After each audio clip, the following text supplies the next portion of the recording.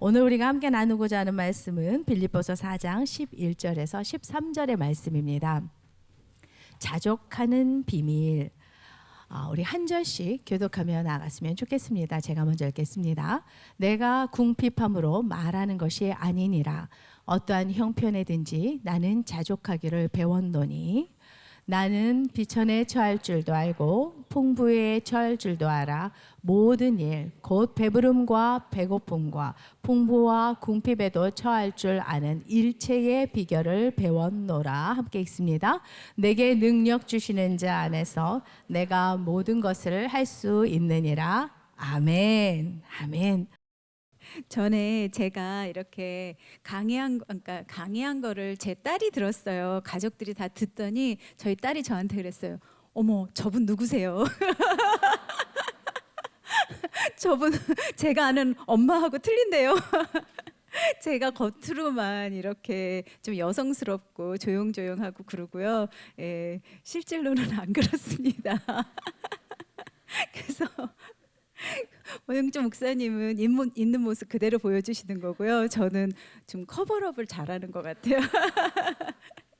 예, 오늘 만나 뵙게 돼서 너무 반갑습니다. 제가 너무 기대하는 마음으로 왔고요. 또 마음의 부담도 많이 있었어요. 저에게는 설교의 자리가 쉬운 자리가 아닙니다. 늘 항상 어렵고 기도 많이 해야 되고 두렵고 떨리는 마음으로 준비하는데요.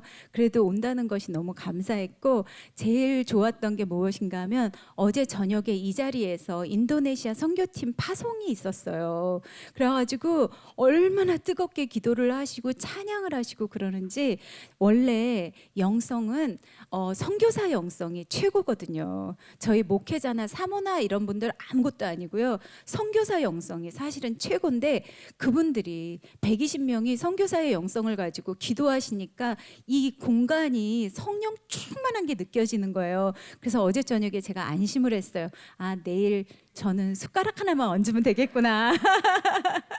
여기 계신 분들도 마찬가지입니다. 그냥 마음 조금만 여시면 아마 오늘 엄청난 또 하나님께서 은혜를 주실 거라고 믿고요. 제가 잠깐 기도하고 시작하겠습니다.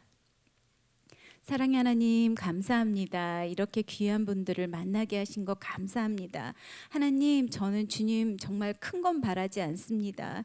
이분들이 뭐 통곡하고 회개하고 하나님 거꾸러지고 이런 것들 바라는 것이 아니라 작은 울림이 이분들의 마음에 있기를 원합니다. 하나님, 그리하여서 하나님 그 흔들림으로 인하여서 삶의 작은 부분이라도 변화되기를 원합니다. 더욱 하나님 말씀에 순종하시기를 원합니다. 하나님, 저에게 능력 주시고 무엇보다 들으시는 모든 분들을 주님께서 사랑하시오니 기름 부어 주시고 마음을 열어 주시고 함께하여 주시옵소서. 하나님, 함께 하심을 감사드리며 예수님 이름으로 기도드렸습니다. 아멘.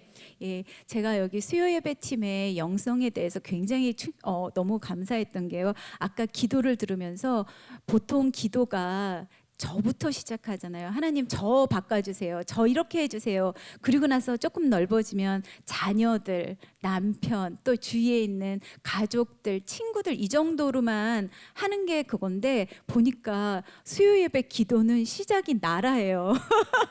그리고 그 다음부터 나라와 교회들과 그 다음에 모든 것들을 커버하면서 오시는데 와, 기도의 지경이 엄청 넓은 곳이구나. 여기는 정말 대단하신 분들이 계시구나. 그래서 제가 너무 감사했고요. 저기 올 때마다 찬양하시는 모든 분들도 제게 너무 감동을 주세요. 그리고 아까 찬양하시는데 제가 진짜 울컥해가지고 사실은 울면서 제가 시작을 합니다. 제가 오늘 나누고 싶은 말씀은요. 제가 결혼할 때 실은 저는 그냥 직장 생활을 하고 있었고 청년이었고요. 목회자의 아내가 되고 싶다는 마음이 진짜 1%도 없었어요. 그래서 예, 저는 정말 목회자랑 결혼하고 싶은 마음이 없는데 어떻게 해서 저희 남편을 만나게 되고 이제 결혼을 결심을 하게 됐는데요. 그걸 하는 과정에서 너무 두렵고 떨렸어요. 과연 내가 잘할 수 있을까? 근데 두 가지가 가장 큰 걱정이었는데 첫 번째가 무엇이었냐면요. 저는 이민 목회 그러니까 이민자 출신이잖아요. 이민 목회는 또 특이해요. 굉장히 사모님들이나 목회자들이 더 많이 생활에 노출되어 있는 그런 일들이 있는데요. 제가 보기에 가장 어려운 것이 첫 번째가 무엇인가 하면 많은 분들이 사모님에 대해서 계속해서 관심을 가지고 얘기를 해주시는 거예요. 그리고 또 뒤에서도 말씀하시고 사모가 옷을 뭐를 입었더라, 머리는 오늘 이렇더라, 오늘 화장은 저렇더라, 사모가 설거지를 하더라, 사모가 앉아 있더라, 서 있더라, 별 말씀들이 다 있는 거예요. 그때 저는 평신도였는데, 그래서 하나님, 제가 과연 저런 말씀들을, 저런 얘기들을 참아낼 수 있을까요?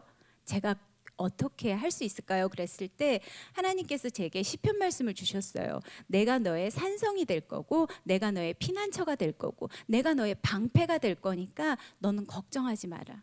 그 누가 너에게 창을 던지고 화살을 쏴도 내가 너를 보호할 거니까 걱정하지 말라라는 그 말씀을 주셨어요.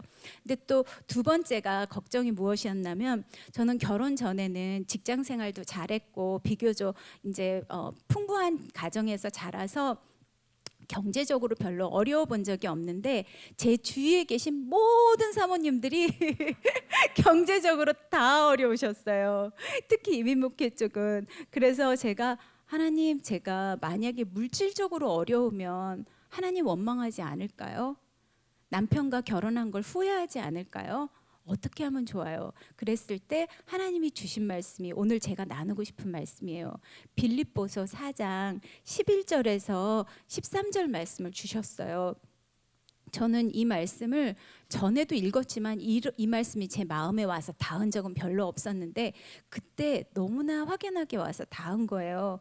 보면은 너가 가난할 때도 있고 부유할 때도 있겠지만, 너가 모든 상황에서 만족할 줄 아는, 감사할 줄 아는 비밀을 가르쳐 줄게. 그렇게 하나님께서 말씀하셨어요. 그래서 제가 오늘은 그 말씀을 나누기를 원하고요. 제가 이제 오늘 이 설교하는 것 때문에 저 어떻게 설교하죠? 어떻게 하죠? 그러면서 제가 너무너무 두려워하고 걱정하고 그랬더니 저희 목사님이 저한테 그러셨어요. 사람들이 당신한테 강해 설교를 기대하지 않아. 당신은 그냥 간증 설교나 해. 그래서 제가 간증을 지금 계속 하는 거예요.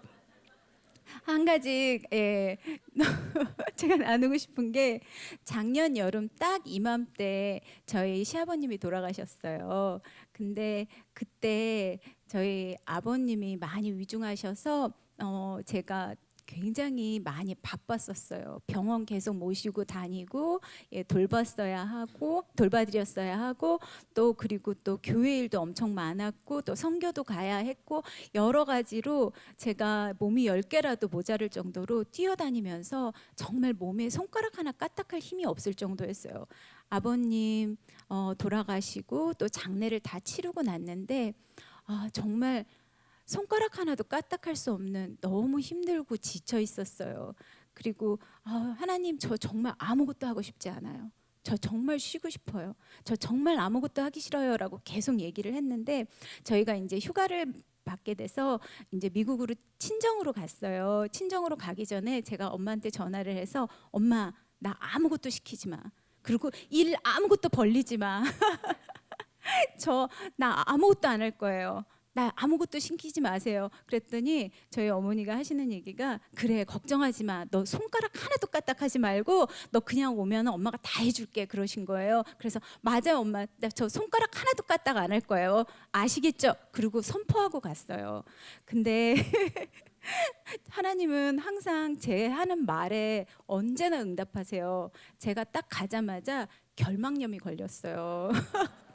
근데 이게 미국이라 가지고요, 병원을 제때 못 갔거든요. 그랬더니 결막염이 각막염이 됐어요.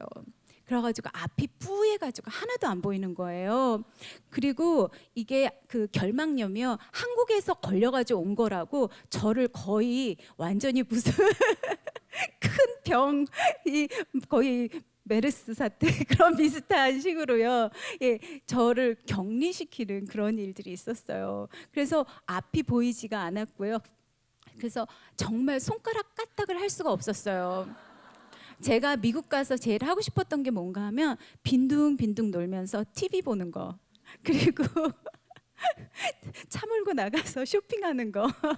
아무도 안 보는 데서 제 마음대로 노는 거 막 이런 거 하고 싶었는데 하나도 못했어요.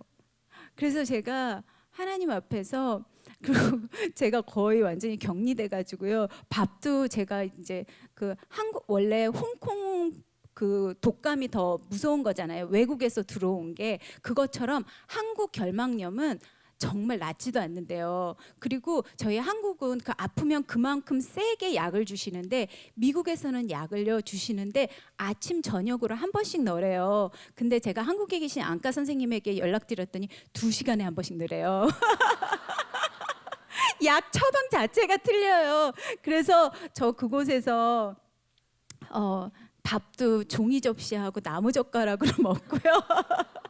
뭘 만질 때도 비닐 장갑 끼고 있고 그러고 있었거든요. 그런데 한 달 진짜 저희 휴가 딱 한 달 끝날 때쯤 눈이 보이기 시작했어요. 제가 얼마나 회개했는지 모릅니다. 하나님, 제가 눈만 안 보여도 아무것도 할 수 없는데 하나님께서 제게 힘 주시고 능력 주시고 눈 보이게 해주시고 손 움직일 힘 주셨을 때 감사하면서 살았어야 되는데 아무것도 안 한다 그래서 너무 죄송합니다. 정말 엄청난 회개를 했어요. 그리고 울면서 하나님, 그러니까 어떤 분들이 그랬거든요. 각막염이 잘 안 나면 시력을 잃게 된다고. 그래서 하나님, 저 이렇게 뿌연 눈으로 평생 살아야 되는 건가요? 하나님, 만약에 회복이 안 되면 어떡하죠? 하나님, 회복만 시켜주시면 뭐든지 하라시는 대로 제가 살겠습니다 하고 하나님께 또 소원도 하고 기도도 하고 그래서 한 달 동안 저의 영성이 더 깊어졌어요. 더 많이 기도하게 돼서. 그런데 놀라운 일은요. 제 눈이 보이기 시작하면서 주위의 것들이 보이기 시작하고 제가 보이기 시작했어요. 처음으로 눈이 보이는데 화장실에 가서 거울을 딱 봤는데요. 전 깜짝 놀랐어요. 화장실 거울이 물때가 얼마나 꼈는지 그 사이에 한 달 동안 이렇게 세수를 하면서 물을 얼마나 튀겼는지 거울이 너무 지저분해 있는 거예요. 그래서 내가 이런 거울로 비치면서 나 자신을 보면서 여태까지 있었구나. 그리고 딱 이제 방으로 와서 거울을 봤는데 깜짝 놀란 게요. 제 몰골이 말이 아닌 거예요. 머리는 있는 대로 삐죽삐죽해 있고요. 눈썹은 정리를 안 해서 거의 수풀 수준이고요. 그리고 눈에 눈곱 껴 있고 막 엉망진창인 거예요. 그래서 내가 내 자신을 보지 못하니까 이러고 살았구나. 제가 거기서 느낀 것이 무엇인가 하면 저의 영적인 눈이 뿌여면 저의 영적인 마음이 이렇게 뿌여면 내가 이러고 살아도 모르겠구나. 내 안에 죄가 껴 있어도 내 안에 모든 더러운 것들이 붙어 있어도 내 영이 맑지 않아서 볼 수가 없었겠구나. 하나님, 제 눈을 맑게 해주세요. 그래서 하나님께서 그러셨나 봐요. 눈은 마음의 창이라고. 예, 제가 그래서 제가 몸의 눈도 밝아야 되겠지만 영적인 눈도 밝아야 되겠구나. 하나님, 저 좀 도와주세요. 제가 맑은 영을 가지고 맑은 눈을 가지고 살 수 있게 해주세요라고 기도했었어요. 그래서 오늘 제가 나누기 원하는 것은요. 저는 이 말씀들을 들으시고 오늘 영적인 눈이 한 번 더 조금씩 열리시는 그 시간들이 됐으면 좋겠어요. 제가 기도하면서 큰 거는 바라지 않았어요.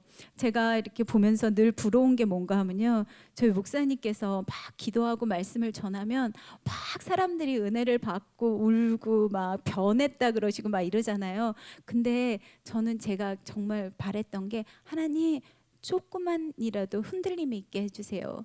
그 마음은 열어주세요. 그리고 한 가지라도 삶으로 나타날 수 있게 해주세요라고 여태 기도하면서 왔거든요. 오늘 말씀 11절 한번 같이 읽어볼게요. 네, 저희 함께 읽을게요. 시작.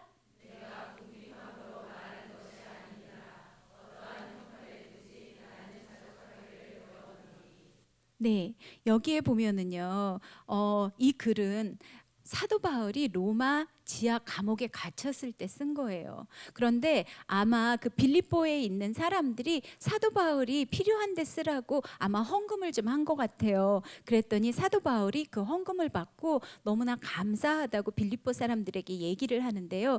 그런데 하는 얘기가 내가 이 돈 때문에 감사한 것이 아니라 여러분 성도님들의 빌립보 성도들의 마음 때문에 내가 너무나 감사합니다. 나는 언제나 어떤 상황에서건 하나님께 감사할 줄 압니다. 그것을 배웠습니다라고 얘기하는 거예요. 그리고 다음 구절도 한번 읽어볼게요. 저희 12절 시작.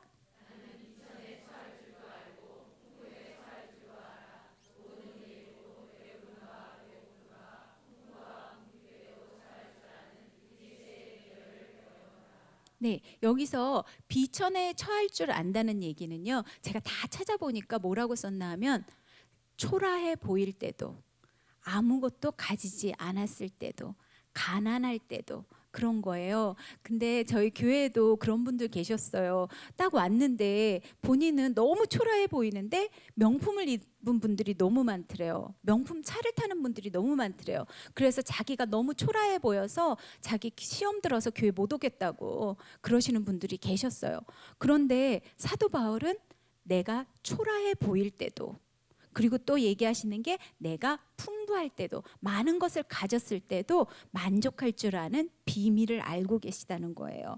그래서 여기 보면 배고플 때도, 배부를 때도, 풍부할 때도, 궁핍할 때도, 초라해 보일 때도, 내가 부유해 보일 때도 하나님 앞에서 감사를 할 줄 아는 일체의 비결을 배웠다 그러는데요. 자, 그 이야기는요, 제가 보면서 생각하면서 아, 그러면 사람들이 행복하고 안 행복한 거는 기준이 돈이구나. 물질이 있고 없고가 우리 크리스찬들도 만족하고 불만족하는 것의 기준이 되는 건가?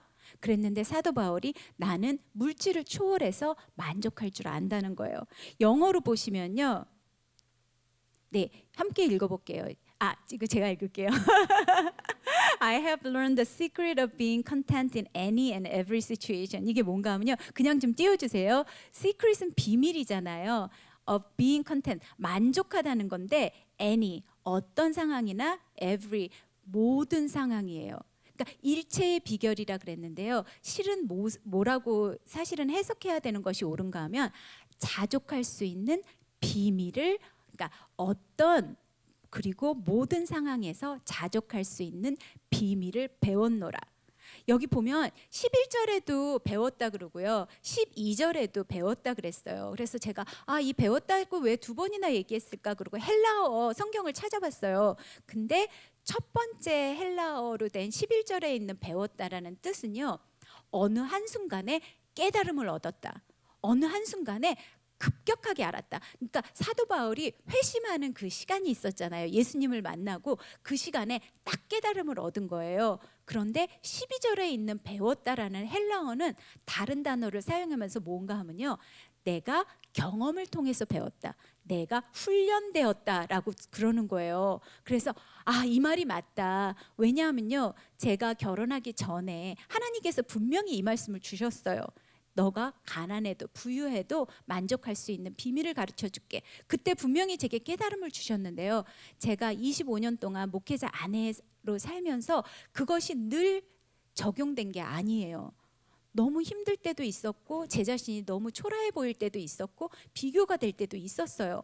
그런데 제가 경험을 하면서 제 자신을 훈련을 시키면서 배운 거였거든요. 그래서 저는 본 게 하나님께서 우리에게 분명히 깨달음을 주시지만 연습해야 되고 훈련해야 되는 것은 저희의 몫인 것 같아요. 그래야만 그 말씀이 저희의 말씀이 되는 것 같아요. 그리고 다음 말씀 읽어볼게요. 함께 읽을게요. 시작. 내게 능력 주시는 자 안에서 내가 모든 것을 할 수 있느니라. 자, 내게 능력 주시는 자는 예수님입니다. 그분 안에 계시면 돈을 초월하는 것도, 내가 어떻게 보이는 것을 상관없어 하는 것도 다 하나님께서 능력 주신다고 하세요. 그래서 제가 이 말씀을 묵상을 많이 했어요. 11절, 12절, 13점을 묵상하면서 하나님, 그러면 제가 자족할 수 있는 비밀이라 그랬는데 그 비결을 그것을 알려주세요. 제가 하나님 앞에 기도했는데요. 첫 번째는 하나님께서 제게 주신 마음이 뭐였나 하면요, 우리가 예수님을 만나면, 그러니까 사도 바울이 처음에 예수님을 만나고 나서 그 마음이 변했듯이 정말 우리가 예수님을 만나면 자족할 수 있는 첫 번째 비밀이 있습니다. 그래서 예수님 안에 있을 때, 그리고 예수님의 사랑에 있을 때, 그럴 때 저희가 주님을 알 수 있는데요. 만족할 수 있는데요. 저희가 가장 중요한 것은 구원을 얻는다는 것이고요. 저희가 어느 나라 사람인지를 아는 것 같아요. 우리가 어느 나라 시민인지를 알아야 되는 거. 저희는 천국 시민입니다. 저희 한번 따라해 주세요. 나는 천국 시민이다. 나는 천국 시민이다. 제가 대학교 때 40명의 그 같은 대학생들과 함께 선교 여행을 갔었어요. 동남아시아로. 예, 일본과 태국과 필리핀으로 30년 전에 갔는데요. 저희 40명이 그렇게 풍성한 사람들이 아니어서 최소한의 비용을 가지고 거기를 한 달 반 동안 다닌 거예요. 그런데 저희 일본에 갔을 때는 일본이 30년 전에 도쿄가 정말 화려한 거예요. 근데 저희는 LA에서 온 조선족이잖아요. 그래서 별로 되게 촌스러웠는데 하나도 주눅들지 않았어요. 그리고 또 저희가 필리핀과 태국에 갔는데요. 필리핀이 그때는 상황이 더 30년 전이니까 도로는 모두 비포장 도로였어요. 저희가 조금만 차를 타고 가도 먼지에 뒤집어 쓰여가지고요. 완전히 옷이 노랗게 되고요. 티셔츠를 입으면 노랗게 되고요. 머리에는 정말 완전히 먼지 뒤집어 쓰여지고, 그리고 더워서 얼굴이 까맣게 변해 있었어요. 그런데다가 저희가 거할 곳이 별로 없어서 이 선교사님 저 선교사님의 집에 40명이 옮겨 다니면서 지내니까 형편이 말이 아니었어요. 특히 저희 40명이 화장실 하나를 가지고 4일 이상을 쓰는데 저희 정말 네, 그 화장실이 목욕탕하고 그 변기가 있는 그런 곳이었어요. 그래서 한 번에 꼭 여러 명씩 들어가 가지고 이제 일들을 했는데, 저희가요 어떤 때는 까만 밤에 정말 가로등이 없는 곳을 3시간씩 밤길을 걸어서 선교사님의 그곳에 머무시는 곳에 가서 섬기고 그렇게 오고요. 제가 그곳에서 정말 깜짝 놀랐던 게, 가장 험한 곳, 가장 어려운 곳, 가장 오지 이런 곳에 꼭 한국 선교사님들이 들어가 계셨어요. 제가 엄청난 감동을 받았어요. 근데 한국 여자 선교사님들이 계셨어요. 와, 제가 그때 엄청난 충격을 받고요. 그리고 저희 이제 40명이 몰골이 많이 아닌데 나중에는 정말 저희 서로를 보면서, 야, 이런 상거지도 없다. 어떻게 이렇게 우리 지저분해질 수 있다냐 그랬는데, 한 번도 저희는 저희 자신이 초라하다고 느껴본 적이 없었어요. 저희는 한 번도 저희가 가난하다고 느껴본 적이 없었어요. 왜냐하면 저희는 돌아갈 집이 있었기 때문이에요. 미국으로 돌아가면 저희는 샤워 시설이 있는 좋은 목욕탕이 있었고요. 또 문을 열으면 언제나 꺼내 먹을 수 있는 냉장고가 있었고요. 저희는 미국에서 갔기 때문에 거의 대부분 학생들이었지만 차를 한 대씩 가지고 있었어요. 차도 있었고요. 저희는 저희가 돌아갈 집이 있고 미국 시민이라는 것이 정말 저희들 자신을 굉장히 자신 있게 만들고 어디에 가도 저희가 부끄럽지 않았어요. 오히려 이런 더러운 옷이, 이렇게 새까매진 얼굴이 저희에게 훈장처럼 느껴졌어요. 자랑스러웠어요. 그래가지고 당당하게 집으로 돌아간 거예요. 미국 공항에 도착할 수 있었어요. 그런 것처럼 제가 그것에서 느낀 것이, 평생 나는 돌아갈 집이 있다. 천국이 나의 집이다. 나는 천국 시민이기 때문에 내가 이곳에서 어떻게 살건 간에 내가 돌아가면 하나님이 나에게 거처할 곳을 마련해 주시고 얼마나 풍성하게 해 주실까. 그런데 그때 돌아갈 때 저 훈장 좀 몇 개 가지게 해주세요. 까맣게 탄 얼굴이나 더러운 옷이나 아니면 무엇이들이라도, 하나님, 제가 정말 이곳에서 하나님 뜻 그대로 사역했다는 뭔가 표시 좀 나게, 훈장 좀 가지고 가게 해주세요라고 마음을 가지고 있었어요. 그래서요, 첫 번째 자족할 수 있는 비밀은요, 내가 천국 시민인 것을 알고 내가 돌아갈 곳이 있다는 것을 아는 것입니다. 또 두 번째는요. 사도 바울은 뭐라 그러셨나 하면은 주 안에 거할 때 우리에게 만족이 있다고 하셨어요. 기뻐할 수 있다고 하셨어요. 그러면서 요한복음 15장 말씀 기억나시죠? 포도나무 비유예요. 나는 포도나무요 너희는 가지니 너희가 내 안에 내가 너희 안에 거하면 너희가 모든 것을 할 수 있다고 하셨어요. 그 주신다는 능력이 예수님 안에 거할 때만 주시는 거예요.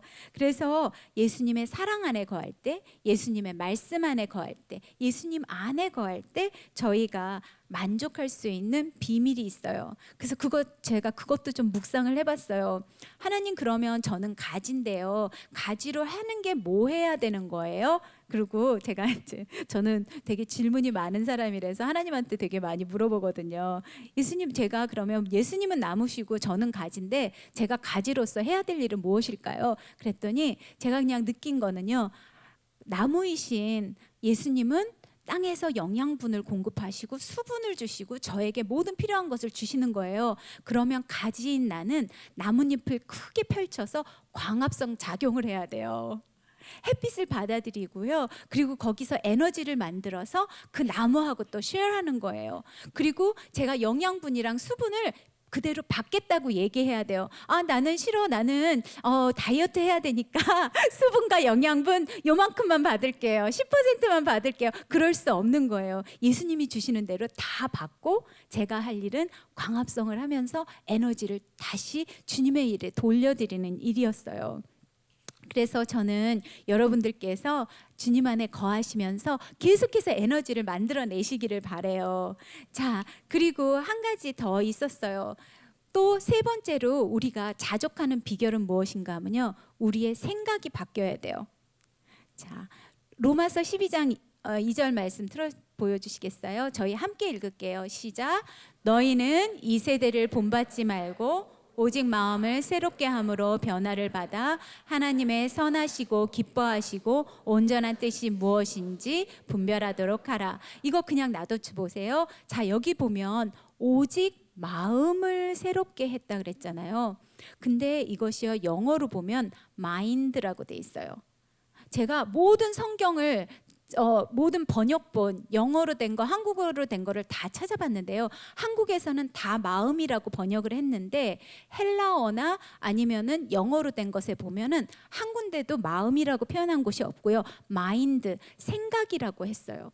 너희는 이 세대를 본받지 말고, 돈을 좋아하는 이 세대를 본받지 말고, 물질을 중요시 여기는 이 세대를 본받지 말고 너희의 생각을 바꿔라. 그래야만 하나님 예수님의 뜻을 따를 수 있다라고 얘기하는 거예요. 그래서 생각은 무엇인가 하면요, 지각, 논리적 생각, 논리적 능력, 그리고 내 자신을 제어할 수 있는 능력인 것 같아요. 그래서 그러면 생각이 바뀌어야 되는데 내 생각을 어떻게 해야 바꿀 수 있을까? 그런데 빌립보서의 4장에 바로 그 말씀이 나와요. 빌립보서 4장 8절 말씀 좀 보이세요? 저희 다 함께 읽어볼게요. 형제들아, 무엇에든지 참되며 무엇에든지 경건하며 무엇에든지 옳으며 무엇에든지 정결하며 무엇에든지 사랑받을 만하며 무엇이든지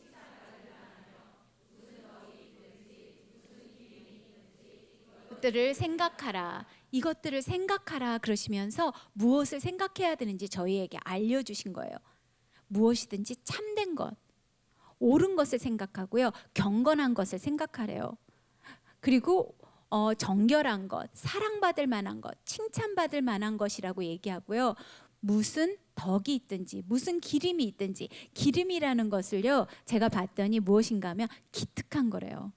좀 기특한 생각을 하셔야 돼요. 나 오늘 너무 기특해. 내가 어떻게 이런 생각을 했지? 나 진짜 칭찬받을 만하네. 내가 어떻게 이런 생각을 했지? 나 진짜 오늘 사랑받을 만하네. 어떻게 내가 이런 생각을 하게 됐을까? 하고 그런 생각들로 저희 자신들을 훈련시켜야 된다는 거예요. 그래서 제가 하나님, 생각한다는 것이 또 그럼 뭔가요? 하고 저 열심히 봤더니 그게 로기제스터라고요. 그 뜻이 무엇인가 하면 깊이 묵상하라, 깊이 음미하라. 그 생각이 너의 행동이 될 때까지, 행동으로 나올 때까지 집중하라는 거예요. 그래서 제가 그 생각이 들었어요. 맞아요. 하나님, 제가 읽은 글 중에 이런 게 있었어요. 너희 생각이 바뀌면 행동이 바뀌고, 행동이 바뀌면 습관이 바뀌고, 또 습관이 바뀌면 운명이 바뀐다라는 글을 봤는데요. 그 말이 맞네요. 제가 생각을 바꿔야만 하나님, 저의 모든 것이 바뀔 수 있네요. 근데 이 생각들, 좋은 생각들 좋은데 조금 더 쉽게 과외 좀 해주시면 안 될까요? 이런 생각들 할 수 있게 과외 좀 해주시면 안 될까요? 그랬는데요. 저희 목사님이 저를 과외를 해주셨어요. 저희 목사님 빌립보서 강의하셨다, 설교하셨던 거를 제가 잠깐 봤는데요. 거기에 보니까 이렇게 돼 있는 거예요. 이 모든 것의 결정체가 예수 그리스도다. 옳고 칭찬받을 만하고 사랑받을 만하고 덕이 있고 기림이 있고 이 모든 것들이 예수 그리스도라는 것을 제가 보게 됐어요. 그래서 그렇구나. 예수님만 묵상하면 되겠다. 자, 히브리서 3장 1절 말씀 볼게요. 다 같이 읽을게요. 시작. 그러므로 함께 하늘의 부르심을 받은 거룩한 형제들아, 우리가 믿는 도리의 사도이시며 대제사장이신 예수를 깊이 생각하라. 예수님을 깊이 생각하시면 자족할 수 있습니다. 그것이 비밀입니다. 그리고요, 마지막으로 사도 바울이 저희에게 또 주시는 말씀이요, 이렇게 얘기하셨어요. 빌립보서 2장 3절에서 5절 말씀 다 같이 읽을게요. 시작.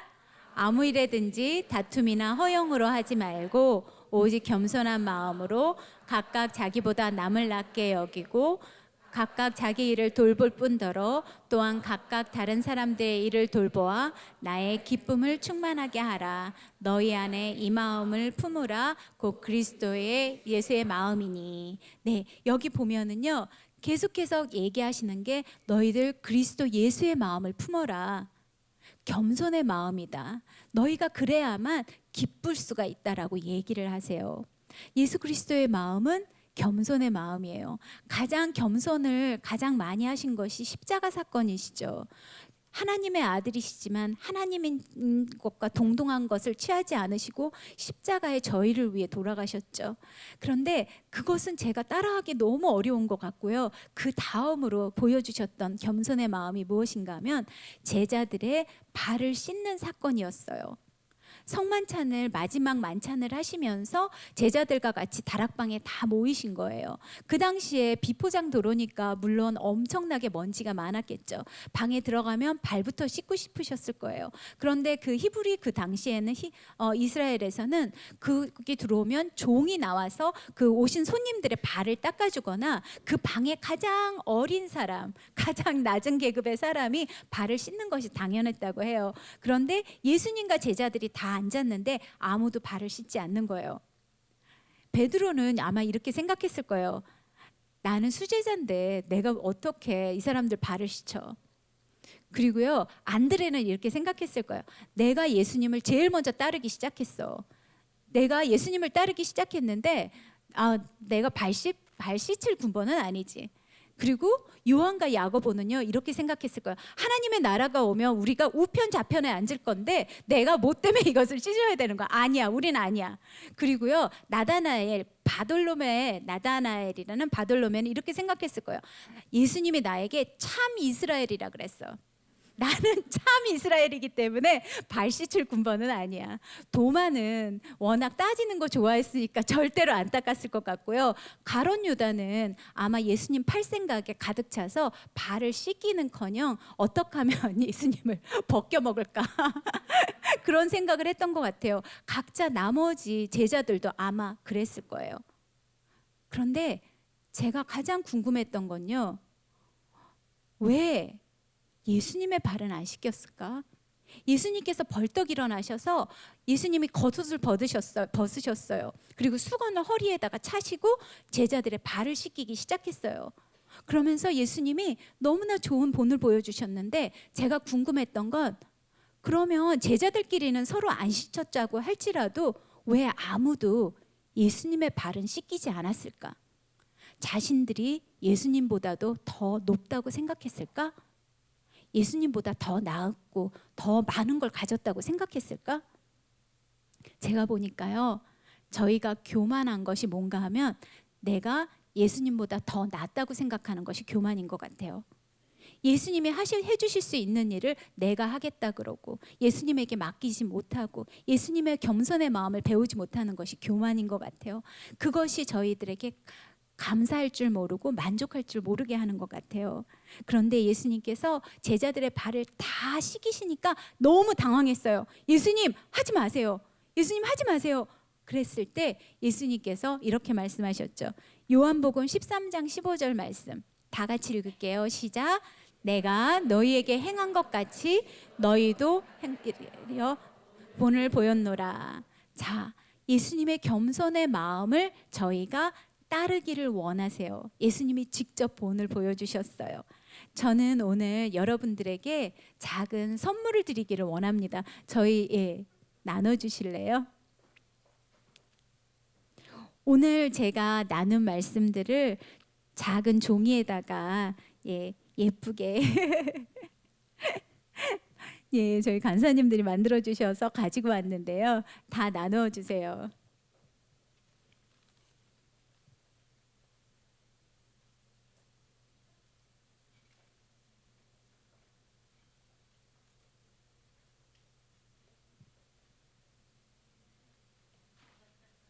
다 한 장씩 가지시면 돼요.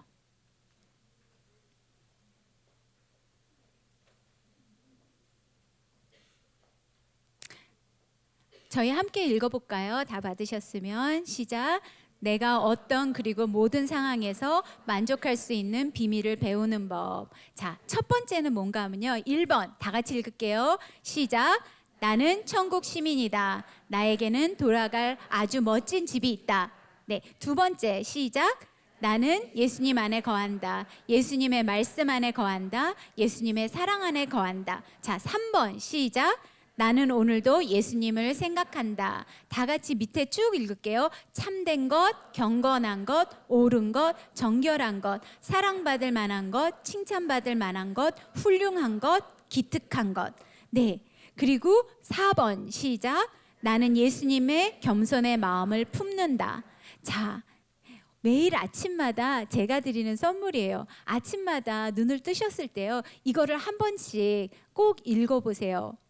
아마 하루를 만족하게 감사함으로 보내실 수 있으실 거예요. 그리고 저희의 생각은요. 그냥 놔두면 90%가 부정적인 생각을 한대요. 그냥 놔두면 저도 그냥 보면요. 아침에 이러고 그냥 아무 생각 없이 그러고 있으면 부정적인 생각이 다 올라와요. 아, 내가 뭐 이것도 안 했고 그 사람이 나를 어떻게 생각하고 내가 뭐 왜 이렇게 얘기했을까? 아, 나는 아무것도 할 수 없다. 이런 부정적인 생각이 90%래요. 저희 생각을 저희가 컨트롤을 안 하면. 그래서요, 여러분들에게 이것을 드린 것은 생각하실 수 있는 것을 드린 거예요. 부정적인 생각이 여러분들에게 스멀스멀 올라올 때마다 이것을 한 번씩 읽어보세요. 그래서 냉장고 앞에 붙이셔도 되고 화장대 앞에 붙이셔도 돼요. 가장 많은 시간을 보내는 곳에 붙이시고요. 여러분들께서 어떤 그리고 모든 상황에서 하나님 앞에 그리고 사람들 앞에서 하나님의 자녀라는 것을 보여줄 수 있는 만족할 수 있는 비밀을 아시는 분들 되시기를 축원합니다. 네, 저희 함께 기도하시겠습니다. 제가 이제 앞으로 원 목사님이 인도하실 건데요. 첫 번째 거만 저희 함께 기도할게요. 저희 이 시간에는 저희 함께 저희 모두 기도하기를 원하는 것은 하나님 저희 어떤 모든 상황에서 하나님 앞에 만족하기를 원합니다. 저희들 그런데 너무 많이 아직도 세상적인 가치관이 저희들을 누르고 있어서 그렇게 하지 못하는 것 주님께서 용서하여 주시옵고 저희들 안에 있는 모든 근심과 걱정을 주님 십자가 밑에 내려놓게 하시고 어떤 상황에서건 모든 상황에서건 하나님 앞에 감사하고 만족할 수 있도록 해달라고 저희 함께 통성으로 기도하시겠습니다.